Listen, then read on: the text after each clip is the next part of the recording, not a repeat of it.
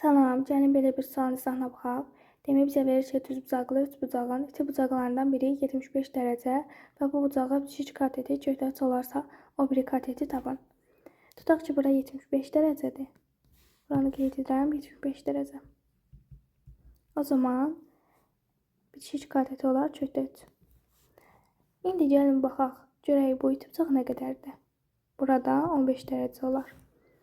Və bizdən bu kateti istəyir. Bu kateti 1x yazıram və bunu biz tapmalıyıq. Bu sualı həll etmək üçün asan bir üsul deyəcəm. Yəni buradan 75 dərəcəni 75 dərəcədən 15 dərəcəli bucağı ayırdım. Və bura 15 dərəcədirsə, onda burada 60 dərəcə olar. Düzbucaqlı üç bucaq olduğuna görə burada 30 dərəcə olacaq.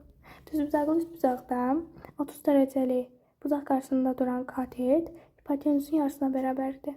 O zaman burada 2 göstərici olar. Gəlin bunu adlandıraq. A, B, C bucağı burada olsun M. O zaman M isə 2 göstərici olar. İndi bura baxın. Bura 15 dərəcədir. Həmçinin burada 15 dərəcədir. Onda MC MB-yə bərabər olar. Bura 2 göstəricisə, onda burada 2 göstərici olar. Digər tərəfdən baxaq. 60 dərəcəli bucaq qarşısındakı katet 30 dərəcəli bucaq qarşısındakı katetin göstərici mislidir.